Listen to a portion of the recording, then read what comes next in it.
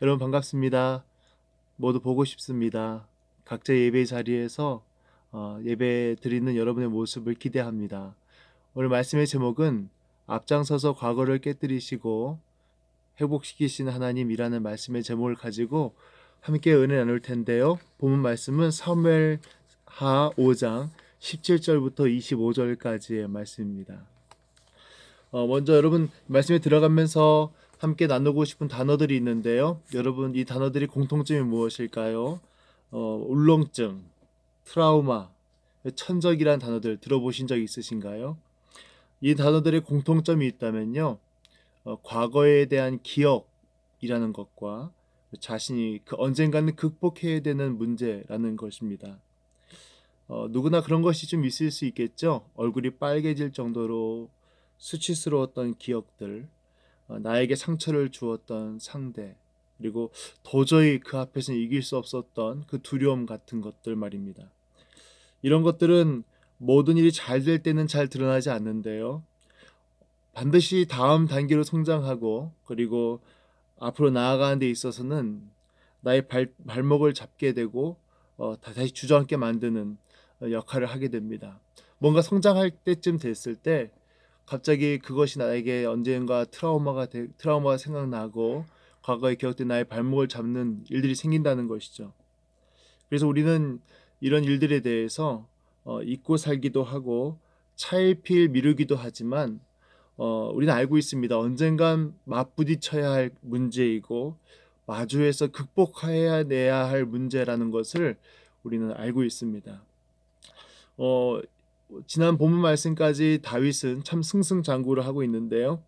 앞서 10절 말씀에서 만군의 하나님 여호와께서 함께 계셨다라고 말씀하고 계시고 또 12절 말씀에서 다윗이 여호와께서 자기를 세우사 이스라엘의 왕을 삼으신 것과 그의 백성 이스라엘 위하여 그 나라를 높이신 것을 알았다라고 말씀하고 있죠.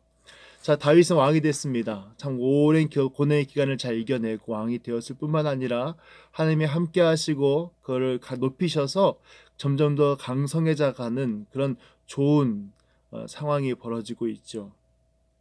거칠 것이 없어 보이는 다윗이지만 이제 그가 앞으로 나아가고 성장하기 위해서 반드시 마주해야 할 상대를 드디어 만나게 됩니다. 그 말씀이 17절 18절 말씀인데요. 제가 읽겠습니다. 이스라엘이 다윗에게 기름을 부어 이스라엘 왕으로 삼았다 함을 블레셋 사람들이 듣고 블레셋 사람들이 다윗을 찾으러 다 올라오매 다윗이 듣고 요새로 나아가니라. 블레셋 사람들이 이미 이르러 르바인 골짜기에 가득한지라. 다윗이 반드시 극복해야 될 상대가 바로 블레셋이었습니다. 다윗에게는 이 블레셋과 관련된 아주 지우고 싶은 과거가 있었습니다. 첫 번째는 사무엘상 22장 말씀 보면은 블레셋 가두왕 아기스 앞에서 미친 연기를 했었죠. 살아남기 위해서 미친 척 한 적이 있었던 과거가 있었고 또 블레셋 왕 아기스 밑으로 들어가서 사무엘상 27장 말씀 보면은 그의 봉신이 되어서 그의 신하가 되어서 시글락에 거주할 때도 있었습니다. 뿐만 아니라 사무엘상 28장 말씀 보면은 이 가드왕 아기스가 다윗을 자신의 친위대장이나 성봉장으로 삼으려고 했던 그런 일들도 있었죠. 다윗에게 있어서는 누군가 밑에 있었고 그의 지배하에 있었으며 그에게 또 치욕을 당했던 이 과거들이 그에게 트라우마처럼 있었을 것입니다. 오늘 본 말씀 17절 말씀 보면요. 블레셋 사람들이 다윗이 이스라엘 기름 부은 왕이 되었다는 소식을 들었을 때 오늘 본 말씀 잘 보시면 다윗을 찾으러 다 올라왔다 이렇게 되어 있습니다. 다윗을 찾는다는 말이 무슨 의미일까요? 네, 다윗을 요구한다는 의미이기도 하고 다윗에 대한 지속적인 소유권을 주장한다는 의미이기도 합니다. 즉 다윗이 이전에 자신들 밑에서 일했던 사람이었기 때문에 그런 과거의 족쇄, 과거의 기억을 가지고 지금도 얽어매려는 시도를 가지고 다윗에게로 올라왔다는 것입니다.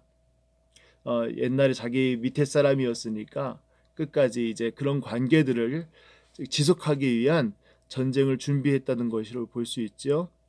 다윗은 지금까지 내전도 잘 감당해 왔고 하나님의 인도하심에 따라 왕도 되었지만 그가 반드시 과거의 문제를 극복하지 않고 해결하지 못한다면 더 이상의 성장과 그리고 나아감은 없을 것이라는 것이 느껴지는 부분입니다. 단지 다윗만 이런 지고 싶은 과거가 있는 것이 아니고요. 이스라엘 국가적으로도요. 이 블레셋 나라에 대한 트라우마와 또 울렁증 같은 것이 있었죠. 여러분 잘 기억하시는 것처럼 이 이스라엘 백성도 반드시 이들을 극복했어야 되는데요. 블레셋은 가장 크고 강대한 적국이었고 또 이스라엘의 가장 큰 위협이 되었고 실제로 많은 굴욕을 주었는데요. 사무엘상 4장 9절 말씀 보면은 이 블레셋 사람들이 이스라엘 사람들 종으로 여깁니다. 종 취급했었고 그렇게 섬겨왔었던 이스라엘 사람들이었던 것을 우리가 알 수 있고요. 또 4장 말씀 전체적으로 본다면은 이스라엘 백성들이 아벡이라는 곳에서 벌어진 전투에서 대패를 당합니다. 전멸을 당하고 가장 치욕적인 것 중에 하나가 언약궤를 빼앗겨요. 아주 굴욕적인 역사가 있었죠.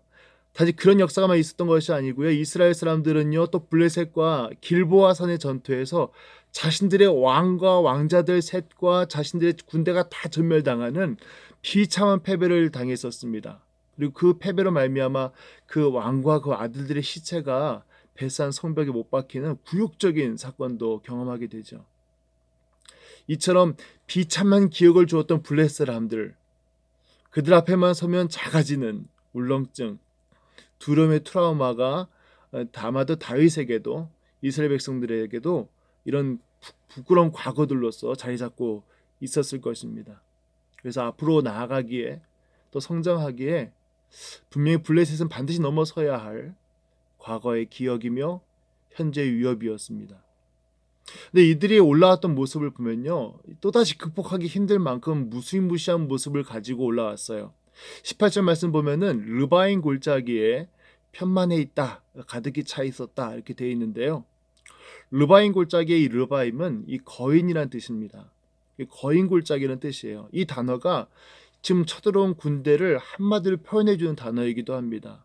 르바임 골짜기에 펼쳐져 있는 가득 찬 블레셋 군대의 모습은 마치 거인과 같았던 것 같아요. 이런 거인과 같은 골리앗과 같은 이 적 앞에서 다윗이 하나님께 구합니다. 19절 말씀 보시면 다윗이 하나님께 물어보죠. 하나님, 블레셋 사람에게 올라갈까요? 그들 내게 넘기시겠습니까? 라고 물었을 때 하나님께서 올라가라, 반드시 내 손에 그들 넘겨주겠다라고 이길 것이라고 말씀하셨습니다. 다윗이 이제 올라가서 큰 승리를 거두게 되는데요. 특별히 20절 말씀에 그 전쟁의 특징을 다윗이 이렇게 설명합니다. 여호와께서 물을 흩음같이 내 앞에서 내 대적을 흩으셨다라고 말한 것입니다. 여기서 흩으셨다는 단어가 이게 어려운 단어이긴 한데 많이 등장하니까 좀 기억하시면 좋겠어요. 파라츠라는 단어입니다. 우리나라 성경 번역에는 베레스라고도 번역이 된 단어이기도 합니다. 터트리다, 터치다 이런 단어를 뜻을 갖고 있는데요. 둑이 툭 터져서 물이 쏟아져 나오는 그러한 모습을 표현할 때 페레즈 또는 파라스라고 표현을 합니다. 그래서 여러분 유다라는 사람의 아들, 쌍둥이 아들, 다말에게서 낳은 쌍둥이 아들 베레스와 세라 태어날 때 산파가 왜 터치가 나오냐 하면서 말했기 때문에 이름이 베레스라가 됐죠. 어떤 학자는 하나님께서 물을 터뜨려서 아마 홍수처럼 쓸어버리셨기 때문에 아마 그곳을 그렇게 표현한 것이 아닐까라고 이야기하지만 좀 불확실한 면이 있습니다. 어떠한 방식으로 역사하셨는지는 잘 모르겠지만 중요한 것은 하나님께서 물을 쳐서 터뜨린 것처럼 그들을 흩으셨다라고 다윗이 표현했다는 것이에요. 즉 중요한 것은 한 방에 그냥 다 터쳐버린 것입니다. 그러니까 그 아이가 태어날 때 서서 이렇게 조금씩 좀 더 힘줘 이렇게 태어난 것이 아니고 이 베레스 같은 경우는 터쳐서 태어났던 것처럼 하나님께서 이스라엘 백성들이 블레셋을 이길 때 그냥 간신히 간당간당 이기게 한 것이 아니라 그냥 한 방에 터쳐버리듯이 이기게 하신 것이다라고 우리가 이해할 수 있어요. 그래서 그곳 이름을 바알 브라심이라고 일컫게 됩니다. 바알은 원래 우상의 이름이지만 원어적으로는 이 주인이라는 뜻을 갖고 있습니다. 그래서 주 이런 뜻을 갖고 있는데요. 그래서 바알 브라심은 아까 제가 말씀드렸던 것처럼 터치다는 뜻이에요. 그래서 터트림의 주인 이런 뜻을 갖고 있습니다. 바알브라심. 그러니까 하나님께서 그들을 어떠한 방식으로 한 방에 끝내셨는지를 알 수 있는 부분이죠. 과거에 자신을 괴롭혔던 사람을 한 방에 끝내버리신 하나님의 모습을 볼 수 있습니다. 여기서 우리가 한 가지 짚을 것이 있는데요. 하나님께서 과거에 있었던 사건과 또 현재 있는 사건을 통해서 그것을 세밀하게 연결하셔서 안전하게 복수해 주시는 것을 깨닫게 되는데요. 사무엘상 1장 1절에서 11절 앞에서 말씀드렸던 아벡전투에서 이스라엘 백성들은 2번 연거푸집니다. 그리고 결정적으로 그들이 하나님의 언약궤를 빼앗기게 되죠. 근데 하나님께서 그걸 고스란히 이번 전투를 통해서 갚아주십니다. 오늘 살펴보겠지만 이번 블레셋과의 전투도 2번을 승리하죠. 그리고 오늘 말씀 보시면 이 12절 말씀 옆에 그 뒤에 있는 말씀을 보시면 하나님께서 이들을 이기게 하신 말면 블레셋 사람들이 자신들의 우상 신들을 버리고 도망가요. 그래서 마치 이스라엘 백성들이 언약궤를 빼앗겼던 것처럼 그 복수로서 하나님께서 블레셋 사람들의 우상들을 뺏어서 처치하게 하시는데요.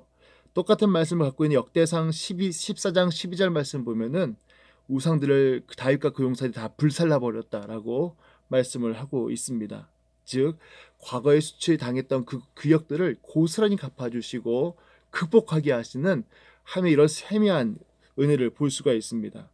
자, 이 2번째 전투 부분을 이제 살펴볼 텐데요. 블레셋 사람들이 다시 르바임 골짜기에 가득히 주둔했습니다. 지난 패배를 서력하고자 한 것 같은데요. 여기서 하나님께서는 다윗에게 전투의 2가지 포인트를 말씀을 하십니다. 다윗은 또 물어보거든요. 자만하지 않고 한번 이겼다고 자만하지 않고 하나님께 다시 여쭤봅니다. 하나님 어떻게 할까요?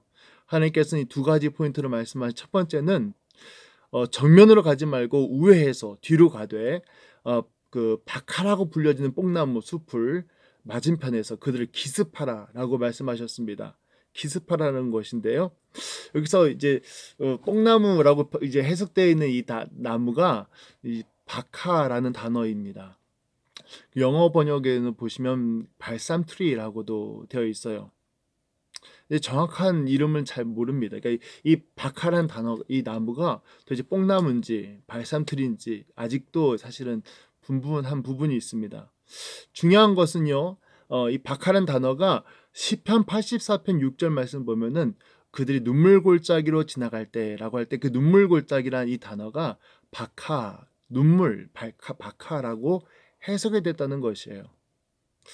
좀 의미를 부여한다면 왜 하필 뽕나무일까? 왜 하필 바카나무일까라고 생각할 수 있는데 저는 여기다가 한 가지 이제 하나님께서 지난날 과거를 극복하신다는 의미에서 이 바카를 해석한다면 하나님께서 그 눈물이 서린 그곳 눈물을 극복하는 어떤 그런 의미를 이 말씀이 담지 않았는가라고 조심스럽게 생각해 봅니다. 2번째 포인트가 중요한데요. 2번째 포인트는 하나님께서 이제 그 뽕나무 거기서 맞은편에서 나갈 때 그들에게 싸울 때 그 타이밍을 말씀하셨어요. 그냥 나가는 것이 아니라 뽕나무 머리 위에서 뽕나무 꼭대기에서 행군하는 소리를 들었을 때 너희는 그때 그들에게 나가라 공격하라라고 말씀하셨습니다. 나무 위에서 뭔가 큰 군대가 전진하는 소리를 듣게 된다는 것이죠. 그 소리를 들었을 때 나갔는데 그 의미가 무엇일까요? 본 말씀이 25절 본 말씀에 바로 나와 있는데요.